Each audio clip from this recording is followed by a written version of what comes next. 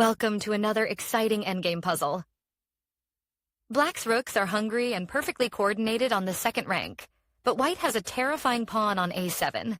This passed pawn is just one step away from promoting, and at first glance, it seems White might be the one winning. However, Black has a crushing winning sequence in this rook endgame.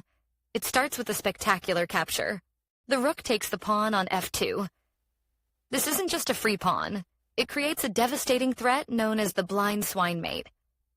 If White were to ignore this and do nothing, Black's rooks would completely tear White apart. Let's see how that mating net works. The f2 rook would check on g2, forcing the king to the corner. Then a check on h2, pushing the king back to g1. The a2 rook swings over for another check, forcing the king to f1. And the h2 rook drops down to h1 for checkmate.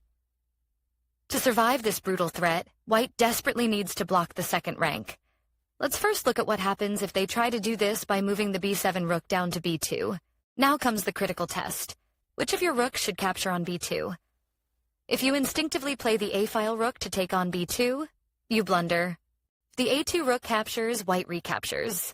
And if you take back with your remaining rook, White is completely free to promote the a7 pawn to a queen.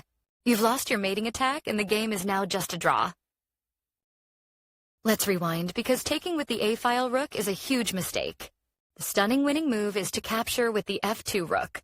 We'll see exactly why this is so powerful in just a moment. Let's look at White's best defense, blocking the rank with the other rook from b1 to b2. The winning response remains exactly the same. You must capture with the f2 rook. Why is this so important? Let's look at White's options.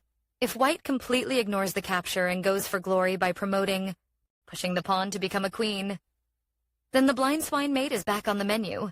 The b2 rook checks on g2. The king is forced into the corner. Even if the king tries to run to f1, Black's rooks will aggressively hunt it down. Check on h2. The king is pushed back to g1. The a2 rook swings over for another check. The king steps to f1, and checkmate, the rooks beautifully cut off the king's escape. Since promoting immediately gets White checkmated, they are absolutely forced to recapture your rook. The b7 rook takes on b2, but look at Black's remaining rook.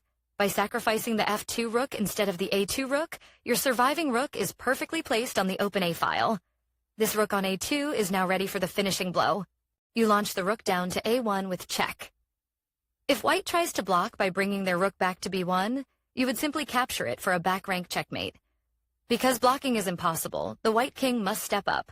The king escapes to f2, and now your rook sweeps across the board and captures the dangerous a7 pawn.